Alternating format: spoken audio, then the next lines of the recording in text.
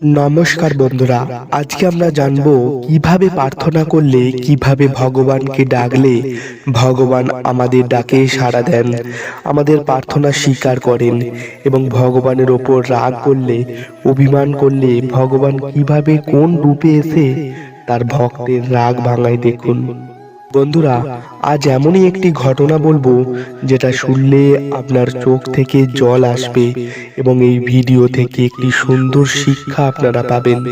তাহলে চলুন শুরু করা যাক। এক ব্যবসায়ী রাত্রিবেলা ট্রেনে করে বাড়ি ফিরছিলেন। তখন বেশ অনেকটাই রাত হয়ে গিয়েছিল।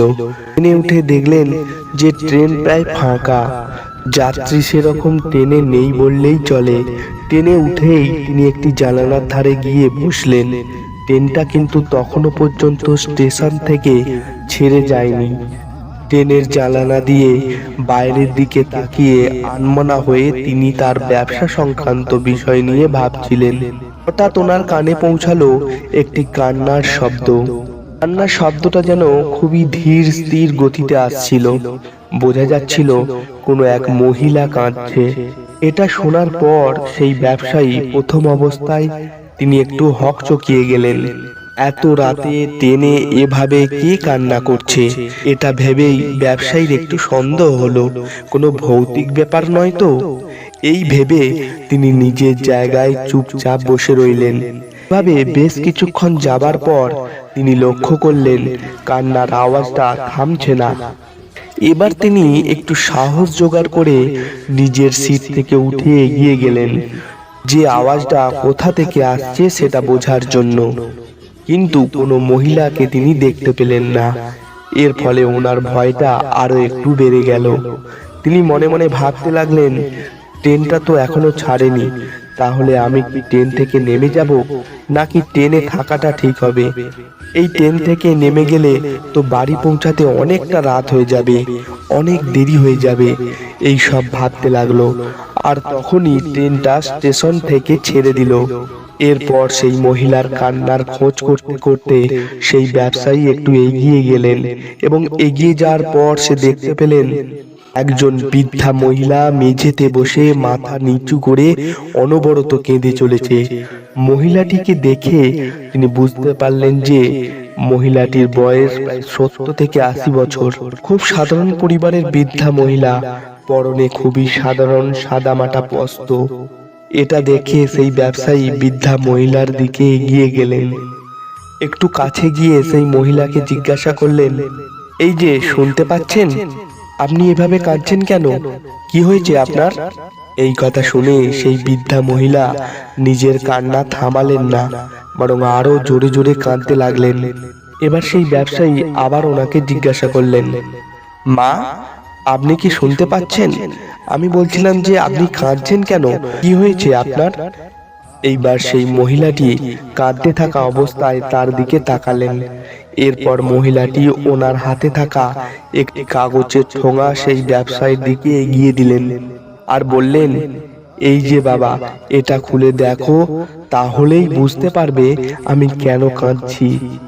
বৃদ্ধার কথা শুনে বৃদ্ধার হাত থেকে সেই কাগজের ঠোঙা নিয়ে সেই ব্যবসায়ী সেটা খুলে দেখল।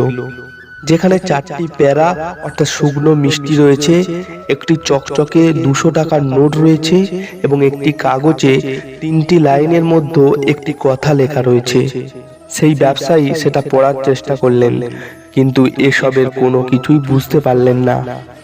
তখন তিনি বৃদ্ধা মহিলাকে জিজ্ঞাসা করলেন, টাকা মিষ্টি এসব তো দেখলাম, কিন্তু এই কাগজের লেখাগুলো পড়লাম, কিন্তু আমার মাথায় কিছু ঢুকলো না যে আপনি কাঁদছেন কেন, আর আপনার কান্নার সঙ্গে এগুলোর সম্পর্ক কি?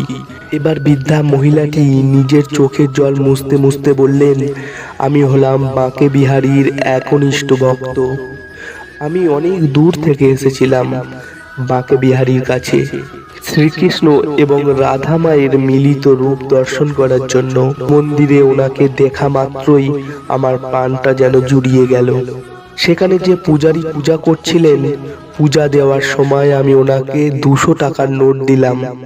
আমার মনে আছে আমার নোটটা ঠিক এই নোটের মতোই চকচকে ছিল। এটার বদলে আমি পূজারীদের কাছে দুটো পেড়া অর্থাৎ দুটো মিষ্টি চাইলাম। সেই পূজারী আমাকে একটি মিষ্টি দিয়ে ছেড়ে দিল এবং আমাকে সামনে এগিয়ে যাওয়ার জন্য জোর করতে লাগলো। কিন্তু আমি তখন ওনাকে বারবার অনুরোধ করে বললাম যে আমি তো 200 টাকা দিয়েছি, তাহলে তো আমার দুটো মিষ্টি প্রাপ্য, তাহলে আমাকে একটা কেন দেয়া হলো? এই কথা শুনেও সেই পূজারী আমার কোনো কথাই শুনতে চাইলেন না, বরং আমাকে ওখান থেকে ঠেলে বাইরে পাঠিয়ে দিলেন। আমি ওনাকে অনেকভাবে বোঝানোর চেষ্টা করলাম আমাকে আরো একটি প্যারা দিন। সেখানে উপস্থিত কেউ আমার কথা শুনল না। আমি বাধ্য হয়ে সেই ভিড়ের মধ্য থেকে বাইরে বেরিয়ে আসলাম এবং বাইরে বেরিয়ে এসে মন্দিরের সিঁড়িতে বসে কাঁদছিলাম আর আমার শ্রীকৃষ্ণের ওপর রাগ করছিলাম। আমি তখন খুবই কষ্ট পেয়েছিলাম। শ্রীকৃষ্ণের ওপর আমার প্রচন্ড অভিমানে রাগ হচ্ছিল। আমি মনে মনে তাকে দোষারোপ করে বলতে লাগলাম, এই তোমার মহিমা, তোমাকে এত ভালোবাসার এই তোমার প্রতিদান। আমি 200 টাকা দিলাম, বিনিময়ে একটি মিষ্টি পেলাম। আমি আর কখনো আসবো না তোমার কাছে। এই সকল আবোল তাবোল বলে আমি বৃথাই আমার কৃষ্ণের ওপর রাগ করছিলাম। হঠাৎ আমি লক্ষ্য করলাম কোথা থেকে একটি বাচ্চা ছেলে আমার সামনে এসে দাঁড়ালো। আমি যেহেতু মুখ নিচু করে কাঁদছিলাম, সেহেতু ছেলেটি সামনে এসে দাঁড়াতেই আমি অনুভব করতে পেরেছিলাম। তারপর সেই ছেলেটির মুখের দিকে তাকাতেই ছেলেটি আমার হাতে ঠোঙাটা ধরিয়ে দিয়ে বলল, এটা তোমার কাছে রাখো, আমি কিছুক্ষণের মধ্যেই চলে আসছি, ততক্ষণ তুমি আমার এই জিনিসটা সামলে রেখো। আমি প্রথমে জানতাম না যে কি রয়েছে এতে। আমি এই কাগজের ঠোঙা হাতে নিয়ে অনেকক্ষণ চুপচাপ বসে রইলাম মন্দিরের সিঁড়িতে। এভাবে কয়েক ঘন্টা কেটে যাবার পর ছেলেটা যখন ফিরল না, তখন আমি ভীষণ অস্থির হয়ে পড়লাম, কারণ আমাকে বাড়ি ফিরতে হবে। ফলে আমি বাধ্য হলাম সেখান থেকে উঠে আসতে। উঠে আসার সময় কি মনে হলো, ঠোঙাটা খুলে আমি দেখলাম, কিন্তু ওই কাগজের ঠোঙাটা খুলে আমি অবাক হয়ে গেলাম এবং আমার চলাফেরার ক্ষমতা হারিয়ে গেল। আমার সমস্ত শরীর কাঁপতে লাগলো। আমি দেখলাম সেই ঠোঙার মধ্যে বাঁকে বিহারী মন্দিরের 4টি পেরা রয়েছে, সাথে আমার সেই 200 টাকার নোটটা। আর একটি চিরকুট আছে, তাতে লেখা আছে, মারে, এত ছোট ছোট ব্যাপারে নিজের কৃষ্ণের ওপর কেউ এত রাগ করে? রাগ করিস না মা, তুই রাগ করলে আমার যে খুব কষ্ট হয় মা, রাগ করিস না। এটা দেখার পর থেকে আমি নিজের কান্নাকে আর ধরে রাখতে পারলাম না। আমি এটাকে হাতে করে নিয়ে কোনো ক্রমে স্টেশনে এসে ট্রেনে উঠেছি। এই ঘটনাটি শোনার পরে সেই ব্যবসায়ী বাকরুদ্ধ হয়ে যান এবং ওনার চোখ দিয়ে জল পড়তে লাগলো। বন্ধুরা, এটা সত্য যে প্রকৃত ভক্তের মনস্কামনা পূরণের জন্য ঈশ্বরও আমাদের সামনে কখনো কখনো উপস্থিত হন। আমাদের অভিমান ভাঙানোর জন্য আমরা অনেক সময় আমাদের কোনো কার্যসিদ্ধি না হলে বিনা কারণে সেই ঈশ্বরকে দোষারোপ করি। আমরা অস্থির হয়ে পড়ি যে ভগবান আমাদের কথা শুনছেন না, কেন শুনছেন না? কিন্তু ভগবান সবকিছু শেষে নিজের কাজটা কিন্তু করে যান। তাই বন্ধুরা, ভগবানকে কখনো দোষারোপ করবেন না। ভগবান যা করেন মানুষের ভালোর জন্যই করেন, এই বিশ্বাসটা মনে রাখুন। একটা জিনিস মাথায় রাখবেন, আপনি যেটা ভগবানের কাছে চান সেটা ভগবান আপনাকে কখনোই দেবেন না। আপনার যেটা প্রয়োজন সেটাই আপনাকে ভগবান দেবে। তাই ভগবানের ওপর সম্পূর্ণ বিশ্বাস রাখুন, ভরসা রাখুন। বন্ধুরা, আজ এই পর্যন্তই। দেখা হবে পরের ভিডিওতে। এবং এই চ্যানেলে যারা নতুন তারা অবশ্যই আমাদের চ্যানেলটি সাবস্ক্রাইব করে রাখবেন এবং বেল আইকন প্রেস করবেন। ভালো থাকুন, সুস্থ থাকুন।